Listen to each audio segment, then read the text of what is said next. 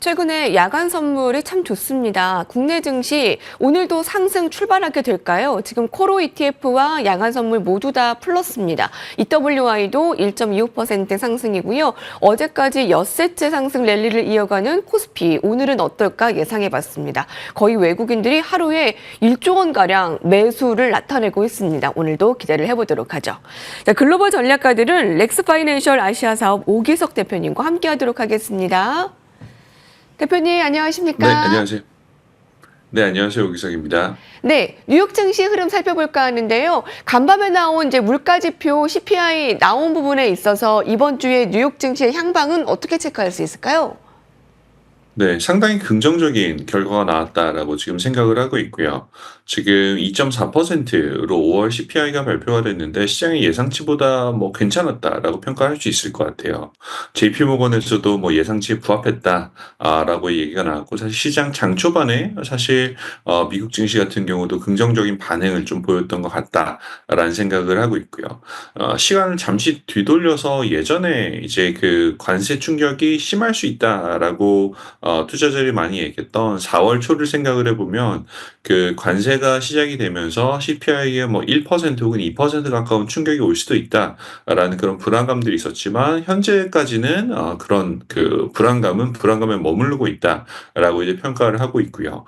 그 관세 정책이 아직 여파가 없었기 때문에 그렇게 본다라고 하면 연준의 금리 인하 경로에도 오히려 조금 더 도움이 되지 않나라는 생각을 해볼 수 있을 것 같습니다.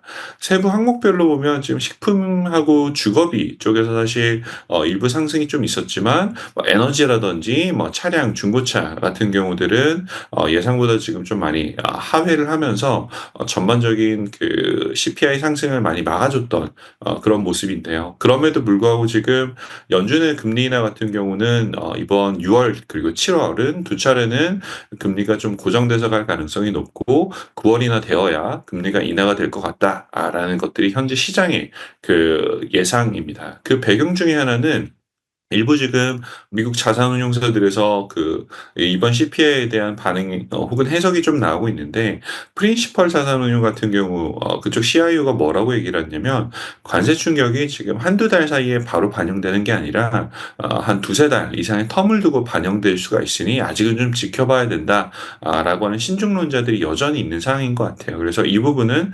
투자자분들께서도 조금 모니터링 해보면서 6월 CPI도 역시도 한번 다시 좀 봐야 되지 않나 라는 그런 생각을 지금 하고 있습니다.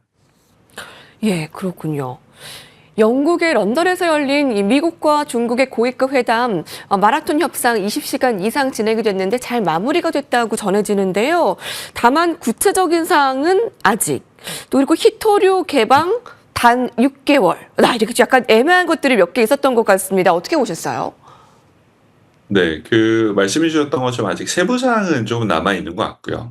다만 이번에 그 미국의 그 하워드 러트닉 상무장관이 얘기했던 것처럼 그 프레임은 굉장히 지금 잘 그 전반적인 얼개는 잘 협상이 되었다. 라고 하는 그런 그 해석이 지금 가능할 것 같습니다. 그래서 그 이번 사실 제일 중요한 요소 중에 하나를 보면 미국 입장에서는 지금 히토류 수입을 지속적으로 받아와야 되는 부분이 있었고요. 그 중국 입장에서는 관세를 최대한 그 우호적인 수준에서 마무리해야 되는 그런 관세 협상이 있었는데 이 부분이 좀 잘 진행이 된 것 같다라는 그런 생각을 좀 하고 있고요. 그 사실 중간에 보면 하나 더 지금 그 미국 정부 쪽에서 중국 정부에 줬던 카드 중에 하나가 뭐냐면 중국 학생들의 미국 유학을 허용해 주겠다. 그리고 비자 발급을 지속하겠다라는 것들이 있는데 사실 이건 어떻게 보면 지금 그 중국 본토에서 미국으로 그 자녀들을 유학 보낸 중국 내 공산당이라든지 아니면 여러 가지 그 사회 지도층들을 약간 볼모로 잡은 그런 케이스였었거든요, 이번에. 단지 그냥 유학을 받아주지 않겠다라는 것들이 아니라 중국 내 사회 지도층들이 워낙 사실 지금 자녀들을 미국으로 유학을 많이 보내고 있기 때문에 그 부분은 볼모를 잡았던 거를 이번에 좀 풀어주면서 희토류를 받지 않았나 라는 그런 이제 생각을 하고 있고요. 그 중국이 겉으로는 사실 굉장히 시진핑 그 주석부터 해서 이번 관세 전쟁에 대해서 차분한 그런 그 대응을 사실 보였지만 중국 내부적으로 보면 사실 여러 가지 이슈들이 있는 상황이에요. 예를 들어서 그 시진핑 주석이 처음 이제 집권했을 때는 성장률이 8%에 가까웠던 것이 지금은 올해 같은 경우 3%를 지키기도 어렵다라는 그런 전망들이 뭐 IMF라든지 세계은행에서 좀 나오고 있는 상태여서 워낙 지금 중국 내에서 발생하고 있는 그 고용 문제라든지 아니면 경제 성장 문제를 그냥 방치할 수는 사실 없는 상황이라고 저는 개인적으로 생각을 합니다. 그래서 그 겉으로는 차분했지만 실제로는 엄청나게 중국도 빠르게 그 이번 협상을 마무리하고 싶지 않았을까라는 그런 생각을 해보고 그게 이번 그 영국에서 열렸던 회담의 결과로 나타났다라고 생각을 합니다. 희토류를 받고 미국에 이제 중국에 유학생을 주지 않았나, 유학생 비자를 주지 않았나라는 분석이었습니다. 희토류와 반도체 갈등 완화될 것으로 좀 전망을 하고 있고요. 자, 그러면 이제 미국이 유럽 협상도 좀 본격화할 것 같은데 유럽 증시는 좀 어떻게 가능성이 열려 있나요? 네, 맞습니다. 사실 이번에 중국과 협상이 마무리되고 나면 그다음 타겟은 유럽이고요. 유럽 같은 경우는 지금 미국이 전체적으로 50% 수준의 관세를 부과를 하겠다. 유럽이 워낙 지금 응대가 늦다라는 이런 식으로 트럼프 대통령이 굉장히 크게 공격을 했거든요. 지금 트럼프 대통령의 성격이나 지금까지 정책을 본다면 그 뭐 유럽이라고 더 선호하면서 혹은 뭐 예뻐하면서 봐줄 것 같진 않다. 라는 게 지금 시장의 판단인 것 같고 제 생각도 그렇긴 합니다. 그렇기 때문에 그렇게 된다라고 하면 지금 유럽 기업들 같은 경우는 중국과는 조금 달리 더 실질적인 관세 충격을 더 많이 받지 않을까라는 생각을 하고 있는데 그 최근에 제가 뭐 한국하고 이제 일본 출장 다니면서 여러 가지 컨퍼런스에서 발표를 한 적이 있었었는데 지금 미국 주식 같은 경우는 이익 성장률이 평균적으로 한 13% 정도 나오고 있어요. 미국 기업들 같은 경우는.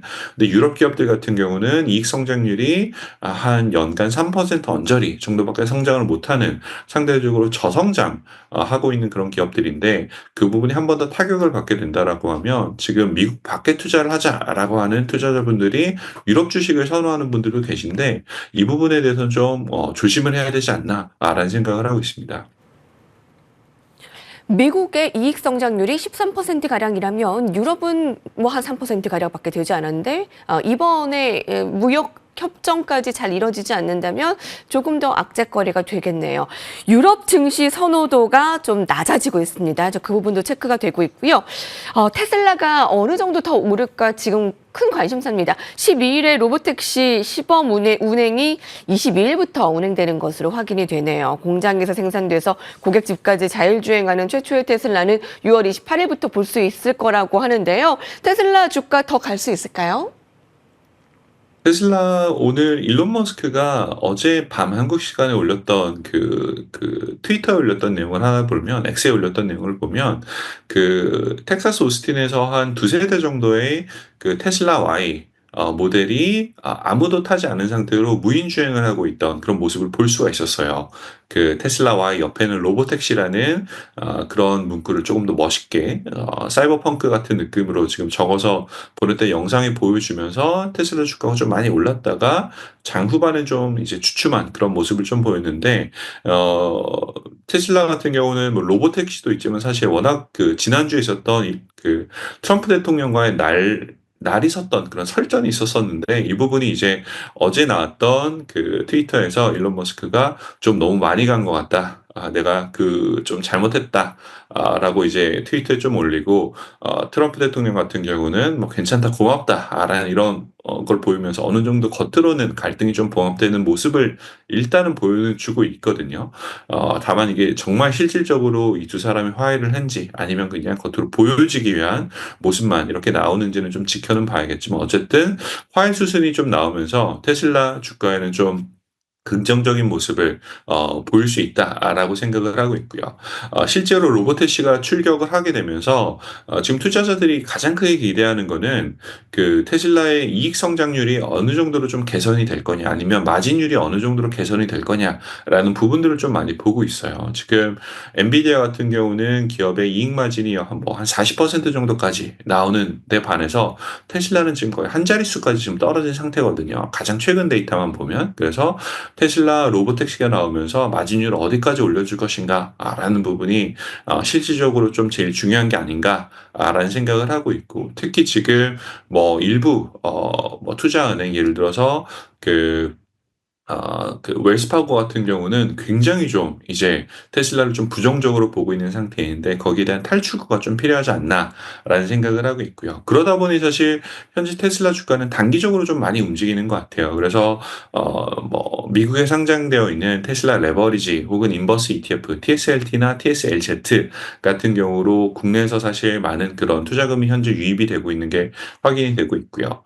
최근에 나온 상품 중에 하나는 TSII라 그래서 테슬라 개별 주식 싱글스탁 1.25배 레버리지 상품의 커버드 콜, 그리고 주간 배당, 그런 상품이 지금 최근에 상장이 되었는데, 이 상품 같은 경우는 테슬라 원주를 투자하시는 분들에게 어쩌면 대안이 될 수 있는, 테슬라 비슷한 수익을 보여주면서 일주일에 한 번씩 1%의 이제 배당을 받을 수 있는 그런 상품들도 역시 지금 다양하게 지금 미국에 상장이 되고 있어서 테슬라 투자하시는 분들은 한번 참고해 보시면 좋을 것 같습니다. 네, 그렇군요. 자, 최근에 해외에서도 한국 시장을 아주 주목하고 있습니다. 해외에서도 주목하는 코리아 러시인데요. 한국 주식 코스피 3,000 바라보고 있고, 자, 이제 S&P는 6,100 바라보고 있고, 지금 콜라보로 가지고 가신 분들이 가장 많아요. 미국과 한국의 자, 주식을. 요즘 분위기 좋습니다. 전략 주시죠. 짧게 주셔야 될 것 같아요. 네.